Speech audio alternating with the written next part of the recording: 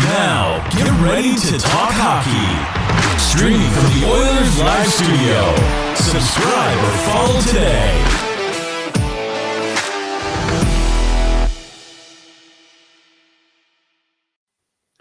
Hey, it's Michael here for another Tuesday edition of Oilers Live. Feels, we're talking a little bit off air. Feels like forever since the Oilers have played, and then they play one. They got another couple nights off, and they play the Blackhawks on Saturday, and then we go for the longest stretch. Almost feels like an off season. I've got as my guest today, and Sean, I've been practicing your last name. No Panganiban, is that right? We'll go with Panganiban. Phonetically, if you're trying to sound it, you're very close, I'd say. But Okay. I even pronounce it wrong myself, so it's all good. It's all good. Okay. Well, my last name's Hebert, and most people say once a day they say Herbert. So Herbert. It drives me up the wall. I don't know. Guy Hebert, 95 I tried, and Sean and I have something in common.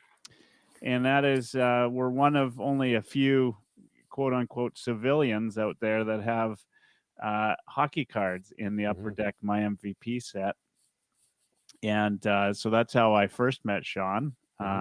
Sean is now a writer at the Hockey Writers. You bet. And you'll see some of his stuff there. The latest thing was about Wayne Gretzky and how he was correct in terms of the Oilers' goaltending and everything. So we'll talk about that. But we're going to talk Oilers hockey, maybe a little bit of All-Stars. Yeah. Just kind of get back into the hockey flow after this. Absolutely. It's hard to believe they only played on Saturday because I don't know about you, but it feels like a couple of weeks since I'm even trying to recall who they played on Saturday. That's funny. I'm looking at the schedule, so I know it was Vancouver, but I had the same thing. I'm writing the write-up for the show, and I had to look it up, and it was Vancouver. So the Oilers are riding a 6-game win streak. Absolutely. Yeah. So let's start here because it's a 6-game win streak. Last time the Oilers lost was to the Los Angeles Kings. Yeah. Outside of Seattle and maybe Vegas, although Vegas is on a bit of a, since Stone is out, they're kind of getting killed. Yeah. Should we be like overjoyed with the 6-game win streak, or should we just, temper our expectations that we were able to beat Anaheim, San Jose, Tampa Bay on a back-to-back, and Vancouver? Lackluster at best most nights. Or can we be excited? Are we allowed to be excited about the Oilers where they're at right now? You know what? I think we're allowed to be cautiously excited. I think even just for the fact of them not being able to string together, consecutive wins in a row for a majority of the season. Mm-hmm. And I'm even thinking, in that first half of the season that they had, they played some tough teams and they did have a tough schedule. And coming out of it, like a few games over 500, I think we could be a little bit excited because coming up, we do have a pretty more easier schedule than most. So I think it's and I see what you're saying. Is it a true test of where we are? So there's that cautious optimism a little bit, but you know what? I think I know that Tampa was on a back-to-back, but at the same time, I can't remember who I was listening to. But they weren't a walkover by any stretch. No, not exactly. And I maybe it was kind of like a Rashog's podcast or something. And they said, or someone said it good that, hey, you know what? We're like that little brother that we're not going to be pushed around anymore. And that game was kind of like that. They you know what? I can't remember. I think they tied it up, but then they still prevailed in the end. They stayed in it. Yeah, they did. Yeah, that was it. I thought that was it was a fantastic game to watch. Tons of fun. And it's always, more fun when the Oilers pull out the win. Absolutely. I'm a big Patrick Maroon fan. But he, pissed me off like he pissed off many Oilers fans that night. That's what he does. Love him or hate him, that's what he does. Yeah. But yeah, the Oilers came out and they did all the things they needed to do, and you're right. Like they weren't being pushed around that game. The fact that Costin stood up, we'll talk about him tonight because I mean, Clean look, shape. you need guys, right? Like Costin, Desharnais. Yeah. Like every team has those examples of guys that are going to have either a career year or come out of the game and be a character guy, right? Yep. They're not all going to be Nichushkins, right? No. Yeah. But to some extent, they're going to be players that you didn't expect to be such a difference maker. But we've got, not the same style of play, but our Nichushkin this year could easily be Hyman. Oh, I mean, the way he's on points pace for like 95 points or something. I mean, that guy, maybe one of the best signings that free agent signings the Oilers have had, type of thing. And he just kind of keeps getting better and better and better. And yeah, he gives you like the same level of effort game after game after game. And I mean, you can't help but like the guy. Like he's just likable, right? The smile, everything about him. And, I like that. I like that fight he took against LA there, the Sean Dursey, and he's just like, yeah, I'm gonna go with him. Yeah, we're gonna go, and he just smiles. He's like, yeah, does it with a smile on his face while he's like punching the guy. Yeah, I love that. And he did all right. I mean, I don't know. I'm sure you'd probably have to go to hockeyfights.com to check it out. I'm sure he's been in fights before, but I can't recall seeing him in another fight. But he's that guy this year, right? Yeah. Like at the 95 point per game pace, sitting 15th in league scoring as of tonight. Yeah.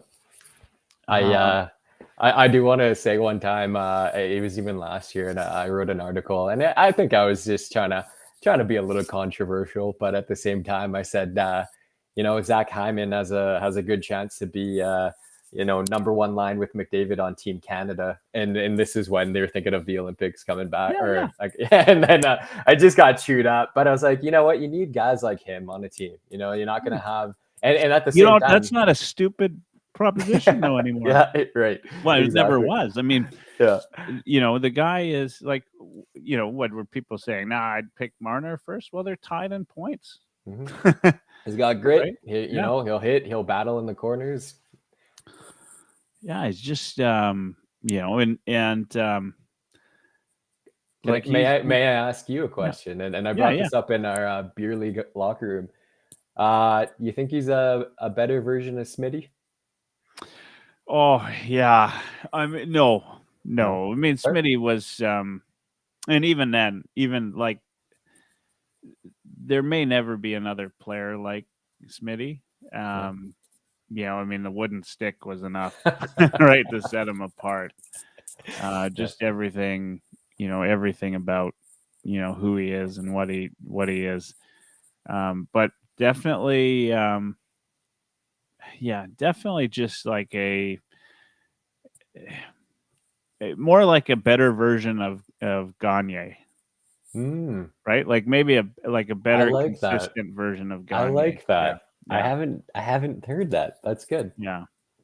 But I mean, and some of that's probably coming from the fact that like Smitty's in that whole other level, right? Like he's just, and as an Oilers fan, right? Like I mean, he was first inductee, right?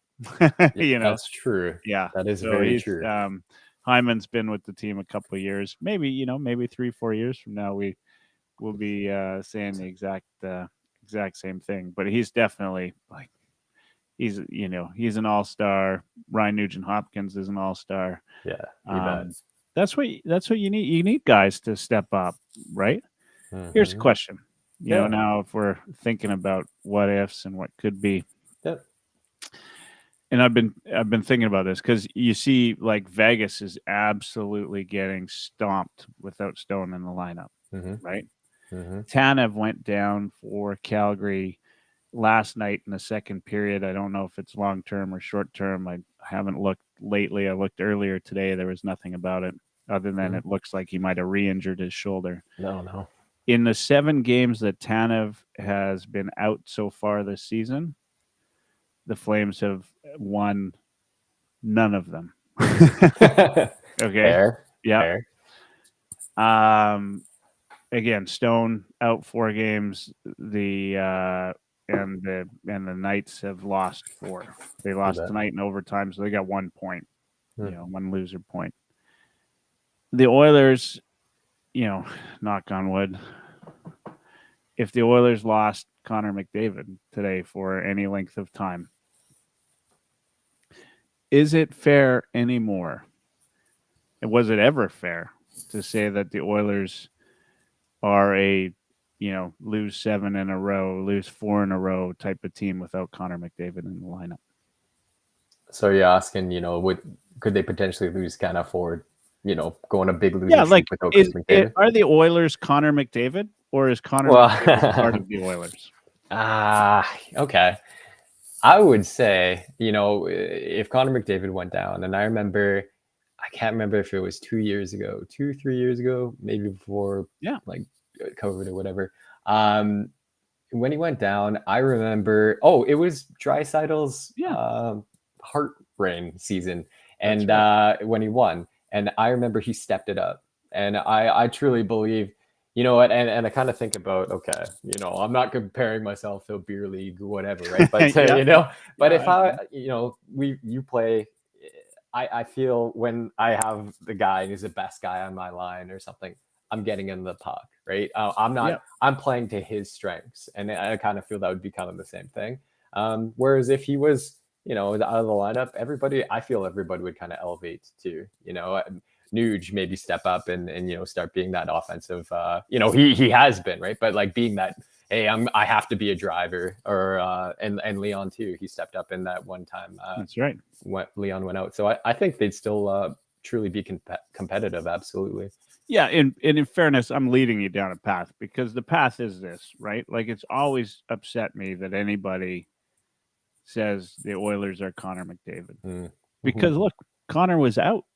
Mm-hmm. And who stepped up? Draisaitl, Nugent Hopkins, and Yamamoto were the top line in the league. That's right. Right? In fact, we're still living with Yamamoto because of that, right? Like, I mean, he'd likely still be playing some AHL minutes if not for that time on the Oilers. And don't get me wrong, I love Yamo. Yeah, as everybody should. He's a character and a good, fun guy to watch. Absolutely. But without that stretch, he's probably not a full-time Oiler at this point in his career. Yeah. Or maybe he is. I mean, he's had some ups and downs since then. He's never been that guy again. No, right? That's true. Yeah. Never been that guy. So all that to say, all of these other teams, all of these other fan bases that continuously point at the Oilers and make the suggestion that they are only a one-man team, forget that Leon Draisaitl could any given time of the day be the second best player in the league. Yeah. And Ryan Nugent-Hopkins and Zach Hyman are right up there in the top 15 scorers in the league. Yeah. And Evander Kane, when he's available, is a hell of a goal scorer. This team actually has some offensive depth. The challenge, as we all know, is on the defensive side.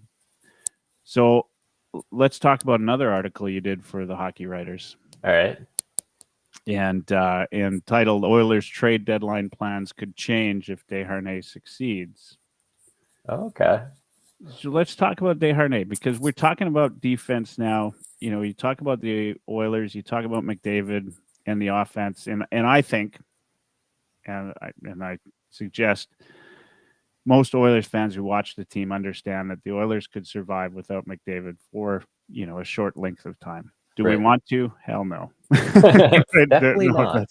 That's not to say we want that, but we could, because there's plenty of offensive talent on this team. The defense, there's whether we won 6 in a row or not, whether we've got good goaltending or not, the defense is just not good enough. Beyond love or hate Darnell Nurse, he's a first-line defenseman in this league. Right. Like he's a top pair defenseman in this Right. league. Right. He's probably just overutilized. A little overpaid, a little overutilized, but yes, Yeah. I'd agree with you. There you go. Yeah. For sure. So how much does Desharnais change the defensive outlook on the Oilers? And again, much like this 6-game winning streak, how tempered should we be? Yeah. I mean, very tempered for sure. I think with that article, I was, I think I was referencing the narrative. It's interesting. A lot of different hockey experts. We need I need a tough crease clear, someone to clear the crease, type of defenseman. Whereas, some people, I might need a Chychrun type of thing, all around type of defenseman. Desharnais, they're undefeated in the Desharnais era.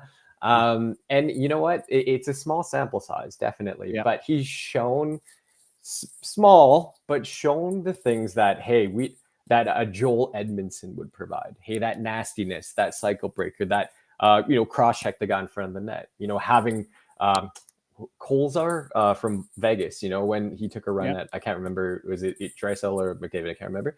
But having those conversations, right? And so there was a narrative that we need that, but Desharnais kind of bringing it. And the more I listen to him in interviews, the more he's truly, genuinely happy and grateful that he's in the show now. And he's going to show that I can stick, and he's going to do the things that he needs to do to be an everyday NHLer. And I was listening to this one thing where he's like, or I was reading a tweet and where he said, after his stretch of winning 4 games, and he had his earphones in and he was sitting on the plane drinking wine, and he's like, what did I just do? Right. And to him, he's like, I don't ever want to ride that bus in the AHL ever again. And so to me, I'm like, hearing those things, I'm like, this guy, like, he's on the right path. Yeah. Now let's also, remember that he was scheduled to make the team this year. Yeah. This is not some surprise that, he was, he's done well. He's done his time in the AHL, but he wasn't supposed to go there this year. No. Injury or something delayed him? Yeah. Injury and, a little bit of conditioning. So he's, what, he's earned the right to be there, and he's done really well. They, slowly got him into the lineup, and, I mean, he's going to stick. I mean, it's not much different from Costin. Right. And you need guys like this, right? You need the Pishanis and the right, like, I mean, I don't want to draw on that moment, but that's what this team or any team needs for success, come season success, and then later on playoff success. That everybody knows, Leon and Connor are going to perform, right? Did you know that Nugent Hopkins and Hyman would also perform, right? Did you know that Costin would step up? Did you know that Desharnais would step in as a defenseman, right? I mean, if you're the Colorado Avalanche, right? Like, that Makar and McKinnon are always going to be good, right? It's the supporting cast of these teams that, you talk about, depth scoring or depth defense, right? It's those guys that really matter. We're getting it, I think. We're getting it, and we're still getting 2 points a night from Connor McDavid. Yep. We're finally seeing that secondary scoring that was really missing in that first half. Yeah. So, I think if you were to mix the, you talked about the schedule, how easy the Oilers' schedule is in this second half. If you were to disperse that in with the first half, the way you'd be looking at it, you'd probably be more than a few games over 500 already, right? Yeah. And people wouldn't look at it in the same, we had a really poor first half, because you'd have those, have to win games in there. Right. now the Oilers are winning those must-win games or those have-to-win games. Yeah. They did lose earlier the season to the Ducks. That was a big disappointment, but they're back. I think they're back on track. Jack Ryanson on YouTube says, "Who's your unsung Oiler of the year?"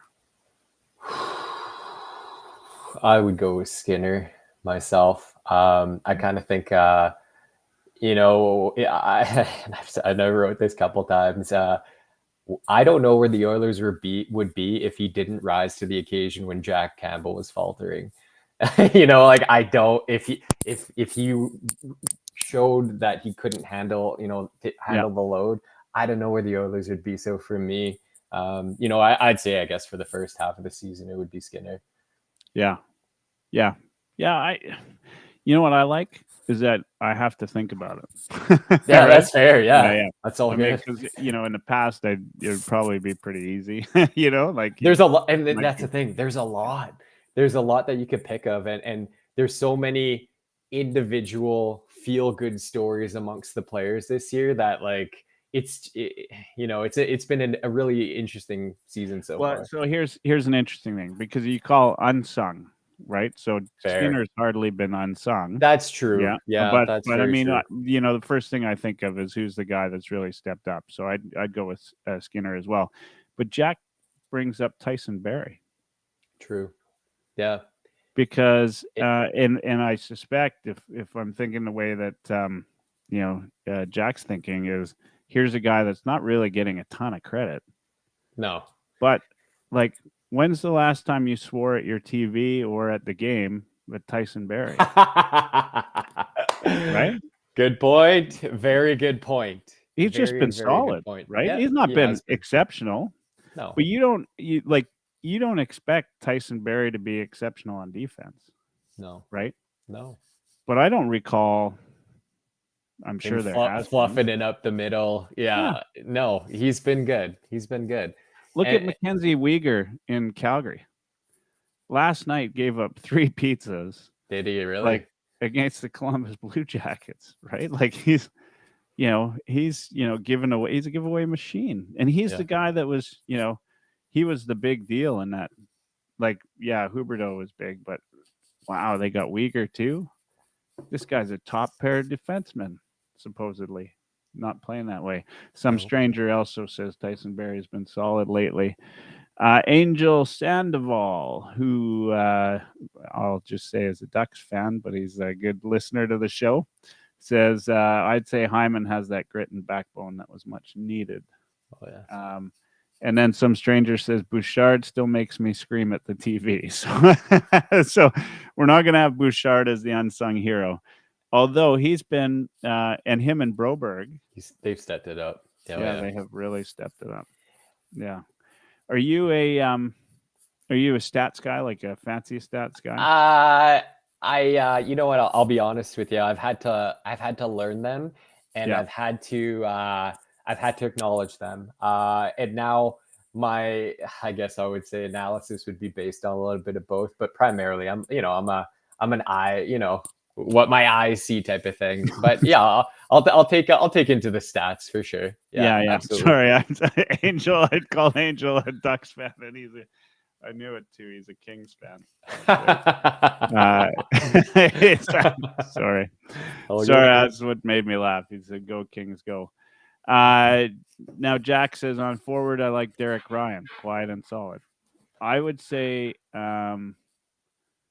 That's interesting. Derek Ryan is a roller coaster player, right? There are times where, I love the guy, and times where he's just not noticeable enough for me to love him.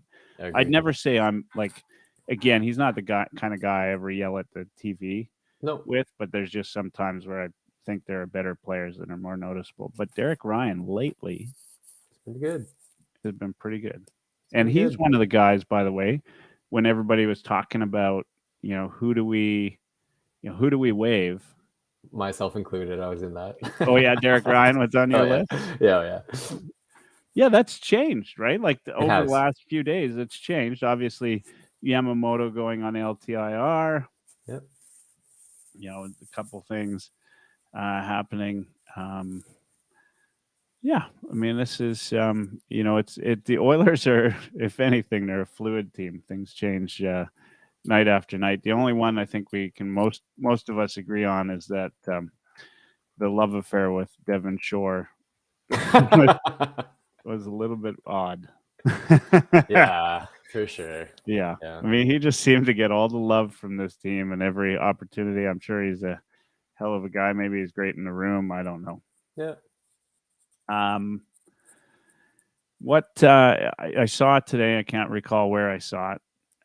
Maybe it was somebody's podcast. Maybe it was something else. What's your thought on keeping Puljujärvi? They're gonna add, like, without a doubt, they're gonna add a piece by the deadline. It'll be a decently significant piece, and there's no money, and he's the odd man out, I think. I like. I wish he had more offense, right? But say if he wasn't making $3 million, he was making $800K.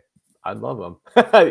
I'd keep him. But unfortunately, with that $3 million price tag, he's the odd man out to make some moves. So I think he's the one going. Yeah. I mean, you might be right. And I do love the player too, like the guy anyway, the personality. Yeah. I think some of the criticism is warranted of late. He's certainly not producing on the score sheet. We talk about this fancy stats versus eye testing. Puljujärvi is like the poster child for this. Absolutely.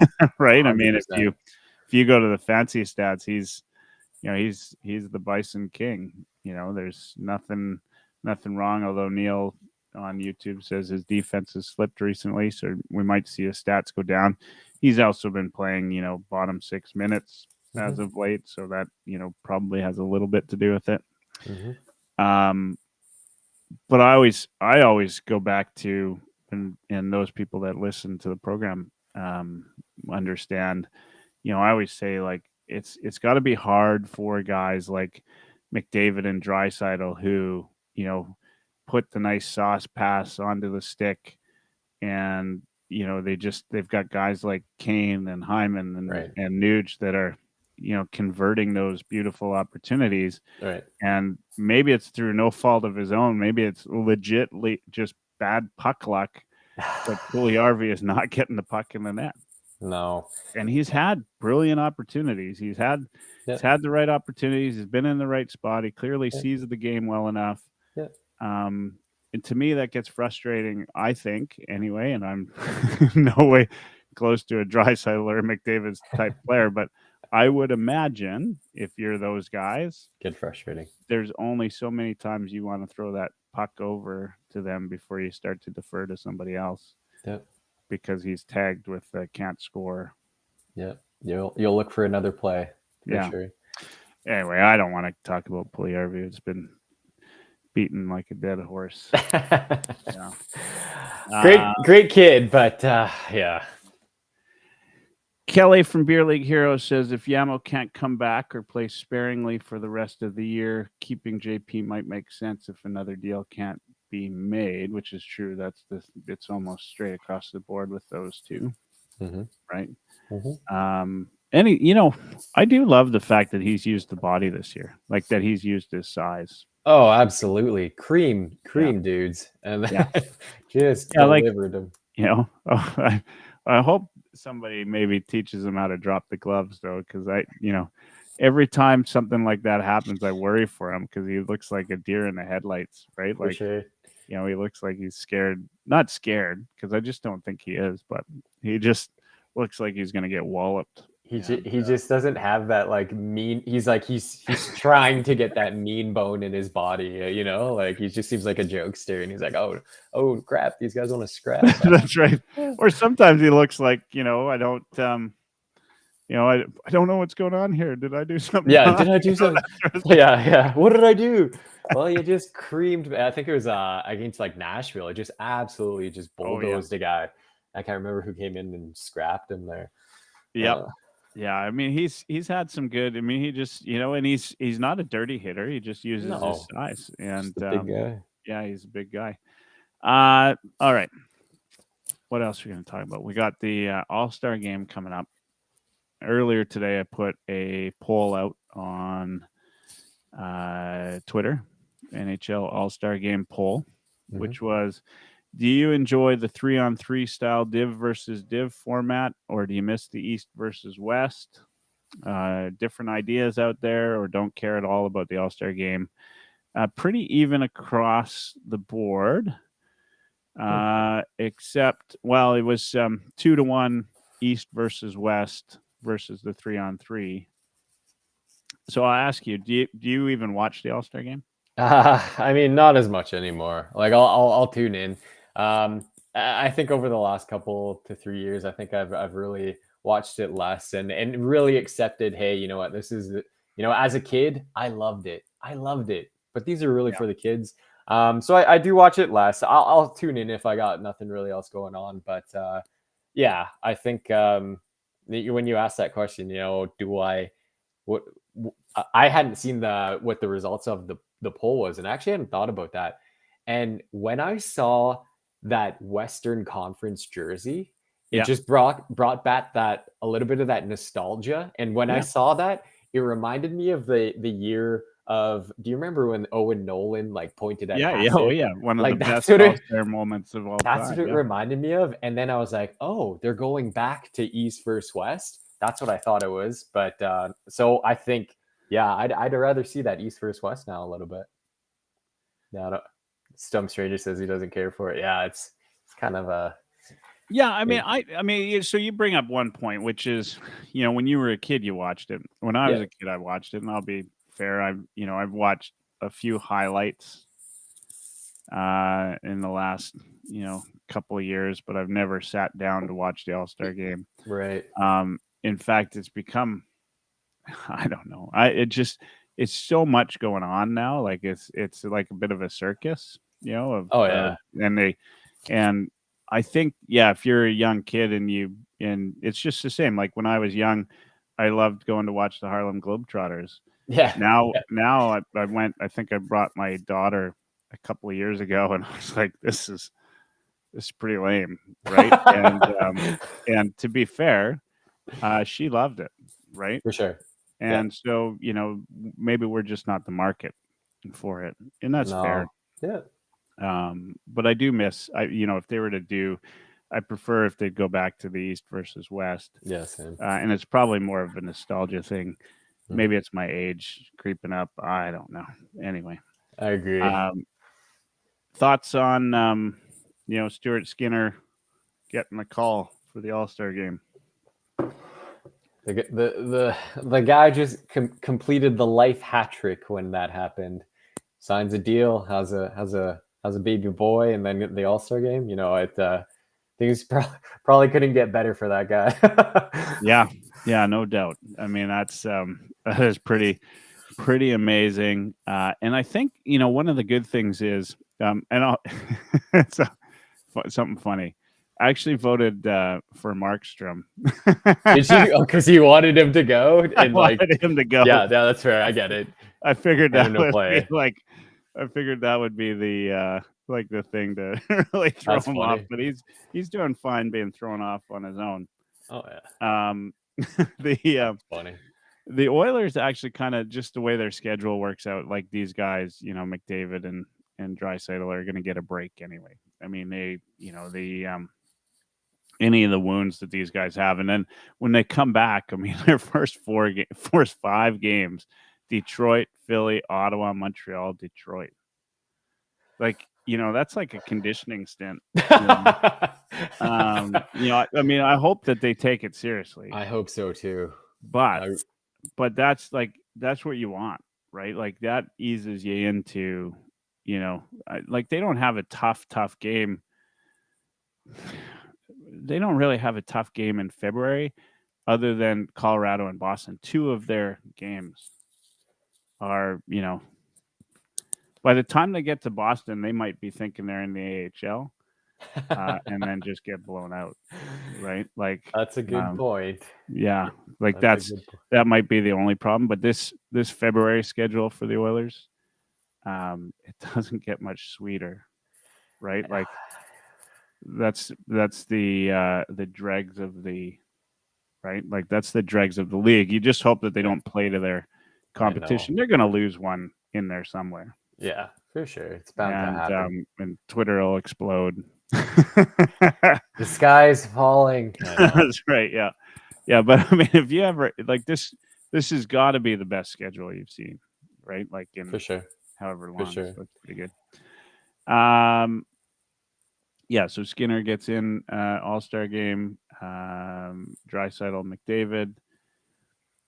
There was something else I wanted to chat about. Vander Kane looks like he's going to be out against Columbus. Right. Just for personal reasons. Somebody suggested possibly bankruptcy procedure or something. I haven't read anything about it. I haven't looked it up, but that wouldn't surprise me at all. So, he's going to go do that, deal with whatever he's got. Couldn't probably be a better time, right? I mean, That's you're true. going up against Columbus. They, I think Calgary did a good job of making them look good last night. But yeah, they're not. It should be a walk in the park for this team. As long as they, this is one of the things. So, what do you think about this? I mean, this is, I saw a tweet from a Flames fan yesterday or the day before that said, the Flames, typical Flames, playing the level of their competition. And I kind of chuckled because that's what every Oilers fan would tweet out, right? Typical Oilers playing the level of their competition. Yeah. I feel like the last 6 games, that switch has changed. Yeah, I agree. To me, this is maybe the biggest positive we can take out of the last 6, which is the Oilers never walked into any game and said, let's take our foot off the gas. Right. They just spent how many games where they lost 2-goal leads because they would go into the first period, on fire. Yeah. And they've fixed that slow start problem. I feel like they've done really well to fix that. But then they go into the second period we've got this locked up, and they've got no finish. Yeah. But I feel like over the last 6 games, they've had a lot of finish. Thoughts on that? Yeah, I agree. They didn't take the foot off the gas. They kept going. I kind of feel against Vancouver, maybe it was there. But then they kind of battled they battled their way back. But yeah, overall, it's just that I don't want to use the word vibe, but the vibe and the I don't know what it is, but it's different. It's different with them, and they're like, and it raises a different question. Oilers are always a good second half team, so why are they taking? Oh, so we got to start trying now. All right, it's getting real, boys. You know what I mean? Like,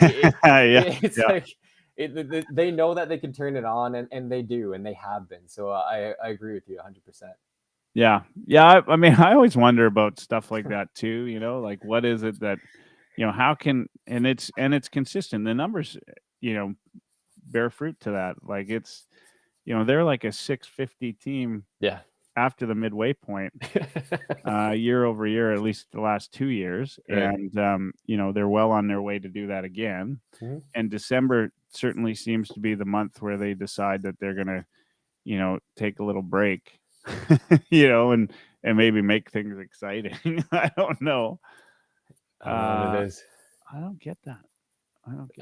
I was kind of pondering this the other day. Is it that load management thing? They're just kind of not trying 100%, and then they're like, okay, now we got to ramp it up a little bit. We're not gonna step in front and block this shot just because it's too early in the season. I don't know. I was thinking about that, like that attention to detail. 100, like there's even a difference of that a little attention to detail in front of the net.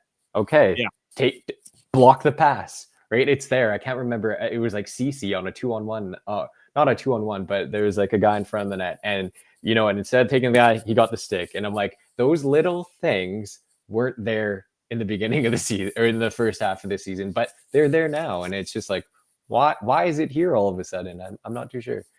Yeah, they've definitely changed. Thankfully, they did it without needing a coaching change. Right.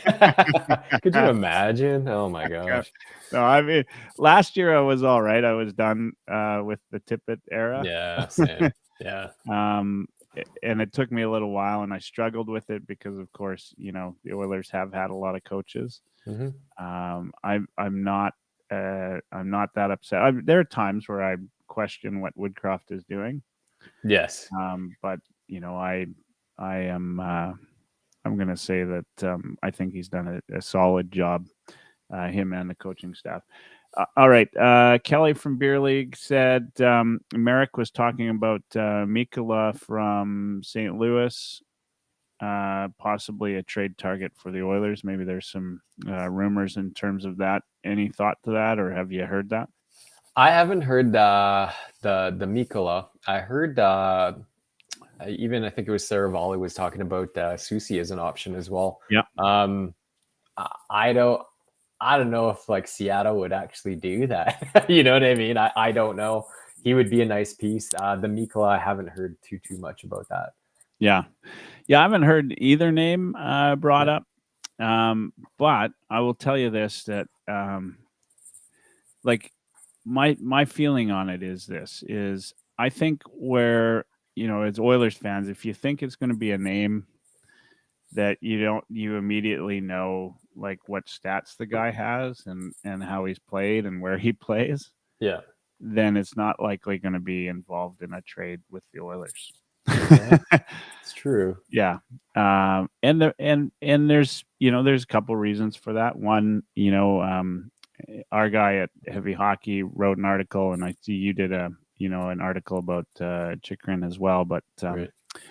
Ryan Lotsberg did an article about Chychrun and whether it could even be possible. Right. And a lot of pieces have to move in order for that to happen. And one of the big things I think, anyway, is that you need to be creative. Yeah. Oh yeah. And Ken Holland's just not a creative trade maker, right? Like, he's not the guy that pulls out the 3-team trade. No. To land the blockbuster deal, right? No. Like if you want the Trey Living, Kachuk to Florida, Uyghur Huberdeau back kind of deal, I just don't think Holland's that guy. No.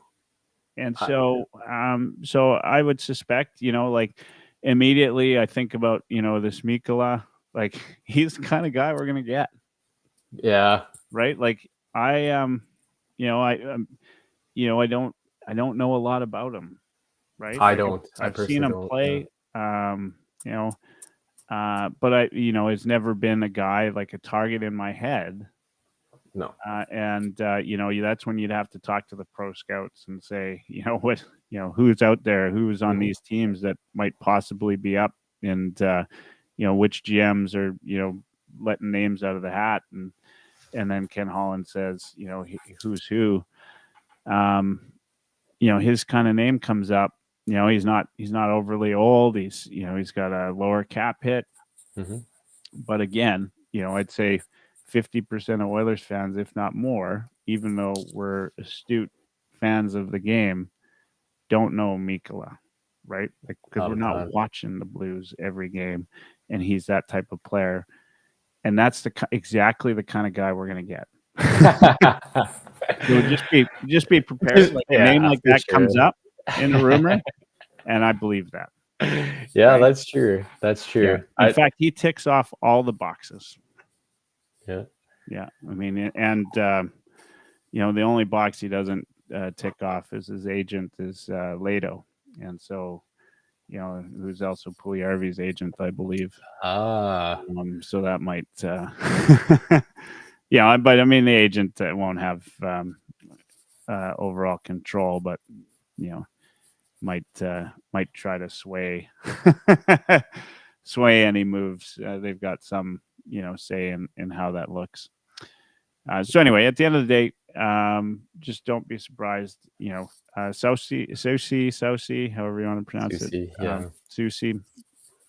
Most people, I think, know him. So he fits sort of the the thing too. But I think you're right. What likelihood is it? I wouldn't do it if I'm Seattle. Who are you trading to better the Oilers? Yeah. Who might be your first round matchup. And if you're the Oilers, who are you trading that might fit a hole in Seattle? Yeah. Who, depending on who you're, talking about is, either legit or not. I don't know, but I just can't see especially at this point of the season, when both teams could end up playing each other first round. Yeah. I can't see it happening. Yeah. So, Kelly here says Mikkel is a big-bodied defenseman, physical, makes a very affordable salary for Edmonton. Maybe a JP swap. Saravelli brought up Provorov on Stauffer's show today, and so I have heard the Provorov commentary as well. That fits into the Oilers' MO too, to pick up somebody with a little bit of hair on them. There's no string into your tea, that's for sure. Yeah. It's like if anybody's going to do it, the Oilers will. Yeah.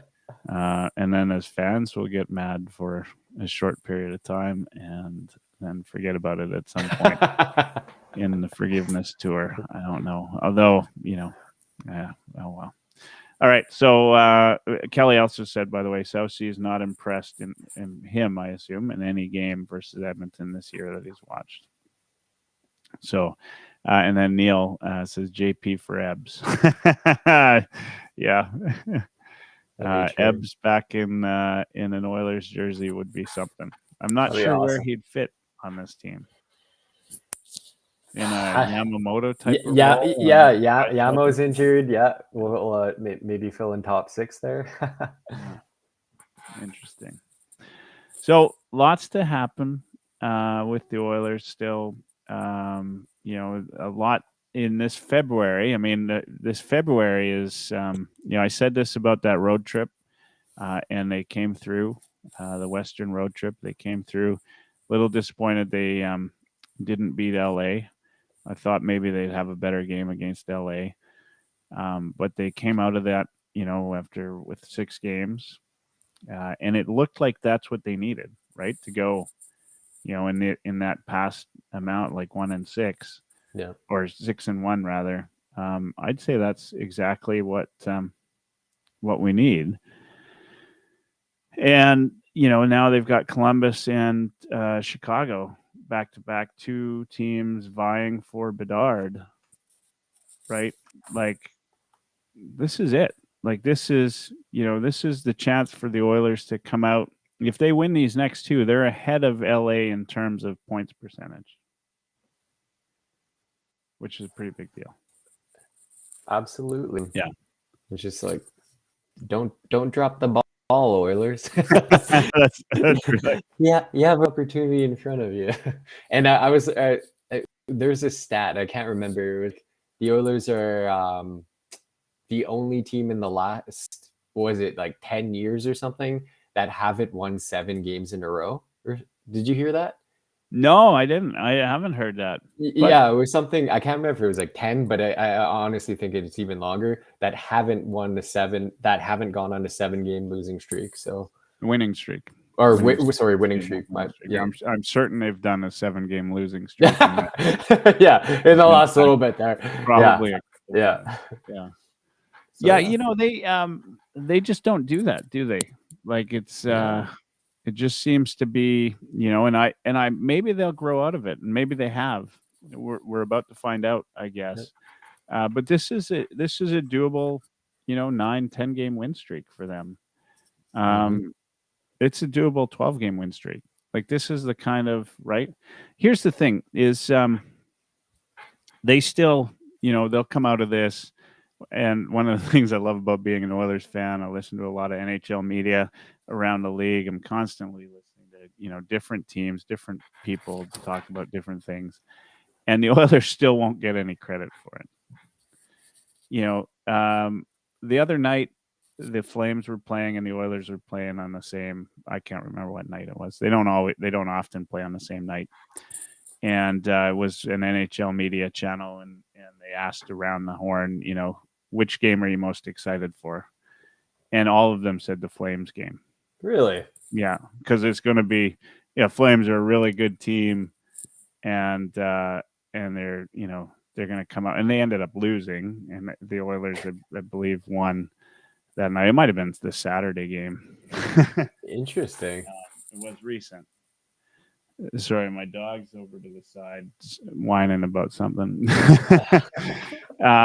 Anyway, maybe he's also upset about the Flames thing. But the Flames seem to get all the credit in the world, and the Oilers quite typically. And I think it's because of Connor McDavid. I think like when you have a guy like Connor McDavid on your team, people just expect that if you're not going to be first in the league, then you're underperforming.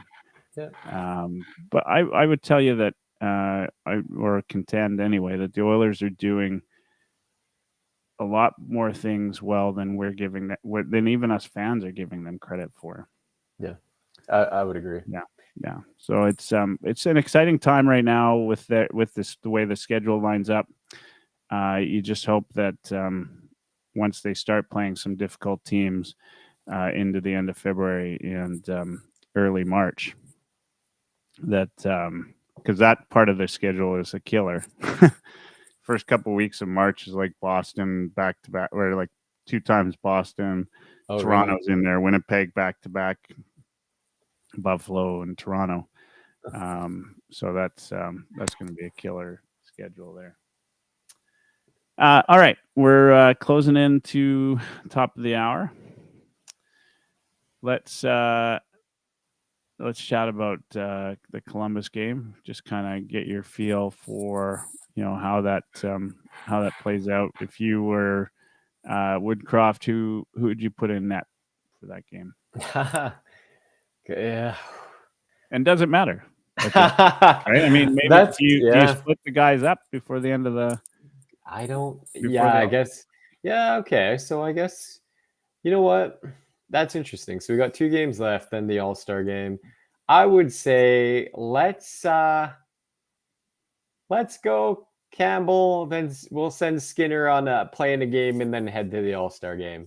Yeah. I don't know. I don't know. It doesn't matter, right? Yeah, maybe it doesn't matter. You just make sure that you split both, so they each have a game. In the next 2 weeks. And maybe you do it the other way because you'll give exactly. Yeah, that makes sense. The All-Star game. That would make sense. That's a nice challenge to have. And Campbell has legit turned his game around. He has. And that save that ended up getting called a goal, to me, is one of the nicest saves of the year. That was a goal. LA? Was it LA? Yeah. Or San Jose? Or San Jose was the actual save, and then was that? I think it was LA. Yeah.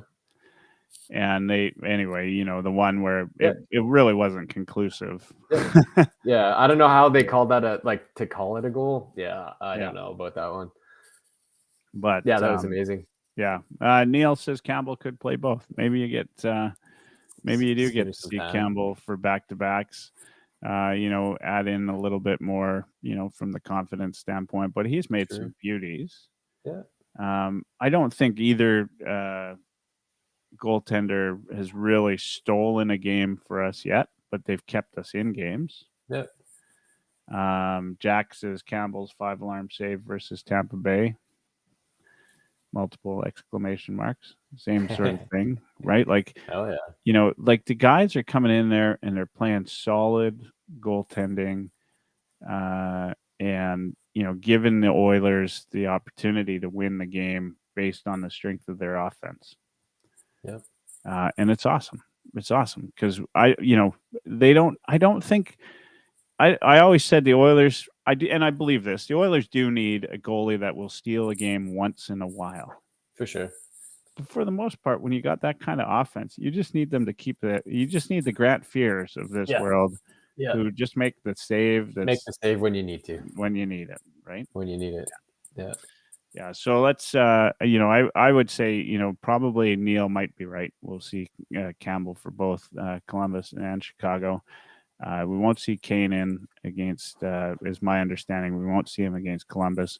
he'll be back in time for Chicago. Outside of that, I mean, I don't think you'd expect many changes in terms of the defense, etc. Desharnais is going to still get a lot of time. That probably go 11-7 through the next 2 games. Mm-hmm. Your thoughts? Are the Oilers going to win the 2 before the All-Star break? I will say the Oilers are going to win the 2 before the All-Star break. They're just rolling. They're gelling. I think they understand what lies ahead of them. They're turning it on. Let's work our butts off next 2 games, and then, hey, let's go into the break. So, I think, they'll win the next 2. Awesome. Yeah, I'm going to say the same thing. All right, we're at the top of the hour. Sean, it's your first time in the show in a long time. Yeah. The way that I do this every time is I end the show by giving my guest the last word. In fact, I mean it. Like, I don't get to say anything. I throw the microphone on mute. Sometimes my knuckles go white, depending on who the guest is. One of the guys that's on the show, one of our heavy hockey guys, Dash, always tries to push every button when possible. But all of that to say, you get the last word. You get to say whatever you want, and when you're done, the only thing I ask is that you say good night, and that's the cue for me to shut down. And so with that, I'll just say a couple words. So Sean, of course, and I are proud owners. In fact, I've got mine right beside me. You got yours right too? I got mine too. I pull it out every now and then. There you go. We got Upper Deck cards. And they recently did. There's a third now. They haven't been released yet, but Stacy, I can't recall her Twitter handle, but anyway, she's the third Ultimate MVP, and I did talk to her. The 3 of us will get on a pod together. That'd be sweet. That would be kind of fun. So we've got that. One of the things that was on the back of the card for me was talk about the charity hockey game that I host, or try to host every year. Of course, while pandemic was on, I was unable to. The last time we did it was February 29th in 2020. Wow. And we're back. So March 4th this year. It's just over a month away. We are going to hop on the ice in support of the Sexual Assault Center of Edmonton, which I think is also very particularly relevant with what's going on with Hockey Canada and hockey culture and all of those things. We are finalizing the details on the after party, which will be a watch party as well, because the Oilers will be on the second half. Awesome. Of that back-to-back with the Jets. And it looks like, anyway, tentatively we've booked the Ice House downtown in the Ice District for the after party. I'm going to put the registration up for the game tomorrow. Cool. So for those of you, wherever you are, maybe you want to fly in from Taiwan, Kelly, or wherever you are, come on out and play some hockey. Registration will be $50 for players. And then that'll include the after party. And if you just want to come to the after party is $10. And there'll be lots of great, silent auction items, lots of great prizes. Rob Clark will kick off the hockey game with the national anthem. Nice. So I think that's cool. And, like most years that we've done this, we try to get as many spectators out as possible to give you that game feel. And so, I just hope people come out. And then over the next month, watch my Twitter at Oilerslive for those of you listening or otherwise. And please retweet anything to do with the hockey game and the charity. Also, I like to do the 30 days. Can you hear my dog whining in the background? A little bit. Okay. Faint, yeah. He's been hilarious right now. The last 30 days, the 30 days leading up to the event, I'll also be doing at least once a day information about the charity itself, what they do, things to know. Have a look at that. Read, part of, the charity for me, the charity part is raising awareness for these organizations. In the past, we've done autism and heart and stroke, all very important charities. The Sexual Assault Center obviously deals with victims and people that are in some of the worst states. And so, I just hope that, I can raise some awareness for that and some funds. We've teamed up with Oilers Girls Night, which will be the week after on March 11th. Both registrations will be available on Eventbrite.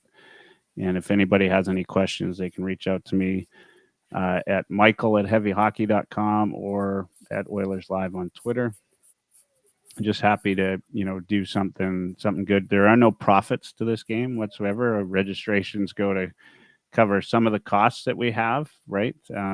Which are very, we try to keep those down to the bare minimum. And then the rest of the money, anything left over, goes straight to charity. In fact, my flight out, I'll pay for myself, and everybody, none of that is taken out of this. It's all goes directly towards SACE. So anyway, check that out. And while you're at it, check out heavyhockey.com. Lots of great articles and everything. Maybe one day we can encourage Sean to come over and do an article. That'd be cool. A little collab. Yeah. And having said all of that, and thank you to everybody for watching. A couple of good shows there, and a couple of noticeable people that didn't say good show tonight. You still got time. I'm going to leave it to Sean to take it away for the rest of the night. Sean, honestly, great having you. Great having you on again. For sure.